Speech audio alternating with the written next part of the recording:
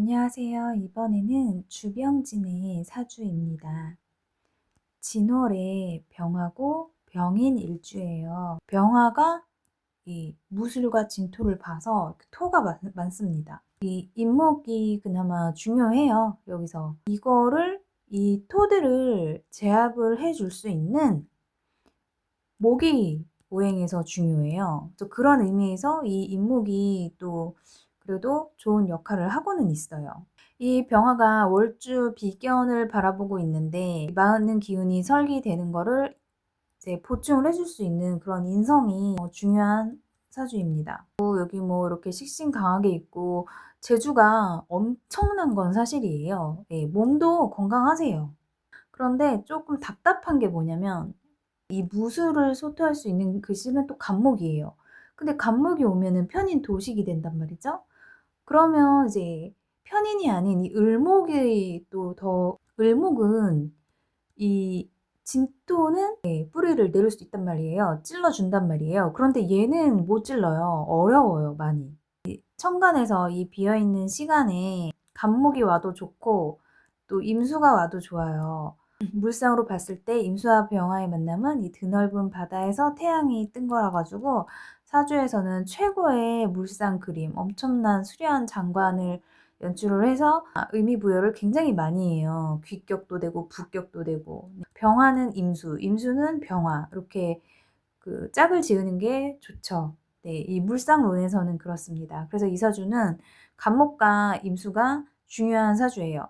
그럼 이분이 왜 지금까지 그거가 됐냐, 솔로냐, 이렇게만 봤으면 무제 사주잖아요 라고 말할 수 있어요. 그래요. 이제 재성운을 만나면 이제 식신 생재가 돼서 많은 부를 이룰 수 있고 기본적으로 그리고 또 이 병화가 이렇게 식상이 왕한데 이거를 재성이라는 통로를 만나면 결과물은 확실하게 갖게 돼요. 이분이 했던 그 많은 것들에 대한 결과물이 뭐예요? 돈이잖아요. 그래서 부를 얻을 수는 있어요. 부를. 그런데 이분한테는 관이 없어요. 절대적인 그 관. 여기 삼주상에서는 관이 없습니다. 그러면 이럴 때는 그 사주의 귀함이 많이 떨어져요. 돈은 많이 얻을 수 있는데 귀함, 귀격이라 함은 남들한테 계속 그 존경받고 명예도 얻고 뭐 그런 걸 뜻하는데 그거는 가질 수가 없습니다. 20년이라는 강한 재운에 와서는 이제 뭐 인신충해서 계고도 해주고 관이라는 거가 좀 있어서 강하게 있어서 재성을 이렇게 순행하게 해줄 수 있었으면 재생관이 돼줄 수 있었으면 이제 자신의 명예가 그렇게 추락하는 일은 겪지 않아요. 겪을 수가 없어요. 그런데 저는 이분이 그러면 시간의 임수가 분명히 없을 거다. 지장간에도 없을 거라고 저는 추정을 합니다. 이때 2000 한참 이제 법정 공방이 있을 때가 신사년이었어요. 2001년이. 그래서 이분이 인사신 사명살로 법에 속박되는 일들을 피할 수 없었다. 네, 그렇게도 해석을 할 수 있습니다. 인사신 사명살의 그 위력을 저희가 한 번 더 확인하는 계기가 됐네요. 지금 돌이켜서 보니까요. 이렇게 엄청나게 수많은 돈을 본다 한들 그 사업의 뭐 성공으로 인한 돈은 줬지만 부는 없게 해줬지만 그 명예가 추락을 합니다. 이분이 그러면 이 사주에서는 배우자를 무엇으로 볼 것이냐 이거를 살리면 이 인목이 그러니까 천간에서는 이 목기운이 이 두 가지잖아요. 갑을목. 얘네들을 잘 살려낼 수 있을 때 이 식신들을 소토해서 결혼을 할 수가 있는 겁니다. 인성이 잘 돼 있을 때. 그런데 여기서 보세요. 인성운이 하나도 안 와요. 모군이 하나도 안 와요. 네. 혼자 살 수밖에 없습니다.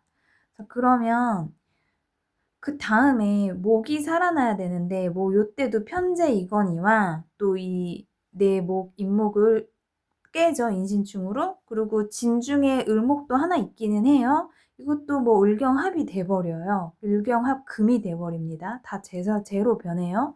온전해서 얘가 소토가 돼야지 장가가 갈 수 있는 확률이 있다고 했어요.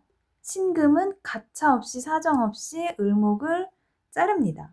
그러니까 이때도 할 수가 없어요. 을묘 같은 게 와서 을신충에 묘일충을 해줘 버리면 모를까 세운에서도 을묘는 오지 않습니다. 그러면 그 다음이 이제 드디어 56세 돼서 임술이 왔어요. 편관. 그런데 이것도 참 아쉬운 거예요. 천간 임수는 와줬는데 술토를 가지고 왔어요. 그러니까 편관이에요. 얘는 요 식신이 또 이분은 더 이상 이 토는 필요치 않아요. 토를 오히려 소토를 해줘야 된단 말이에요. 이 토들을. 그러니까 가불목이 얘네들한테 뿌리 내려서 성장을 하고 이 병화의 본질은 생명을 길러야 되는 거라고요. 그래서 목을 길러줘야 되는데 길러줄 수 있는 목이 요거 빼고는 없잖아요, 지금. 근데 얘는 너무 지금 무력하잖아요. 식신 이게 편인 도식이 편인이 너무 강할 때도 문제가 되고 식신이 너무 강할 때도 편인이 힘을 못 써요. 그것도 문제가 되는 거예요. 뭐 관인상생으로 순행이 되게끔 해주는 것도 좋은데 임수가 왔다 해도 술토랑 같이 왔기 때문에 이거는 뭐 방법이 없어요. 식신 제사를 하니까. 그래서 임수가 더 무력합니다. 힘이 없어요. 임수. 그래서 이때도 가정을 가질 수 없습니다.